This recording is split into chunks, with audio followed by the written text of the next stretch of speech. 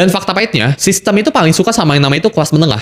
Karena kelas menengah itu punya slip gaji, ya masih punya alamat, masih punya nomor telepon, terus saya punya merasa malu, pengen punya mimpi itu masih ada. Sedangkan orang yang miskin, kelas miskin, itu nggak punya alamat, nggak punya nomor telepon, mereka itu nggak punya gadget, nggak punya gaji bahkan. Jadi gimana cara nagihnya? Nggak bisa. Sedangkan yang orang kaya itu punya resource ya buat menyembunyikan itu semua. Kadang orang kaya itu nggak ada KTP-nya, alamatnya itu bukan alamat mereka. Jadi ketika ditagih susah, nomor teleponnya itu kadang bukan nomor telepon mereka, tapi nomor telepon orang luar negeri. Slip gaji mereka itu dimain-mainin. Misal kalau kalian tahu, beberapa perusahaan itu CEO-nya itu sengaja cuma dibayar $1.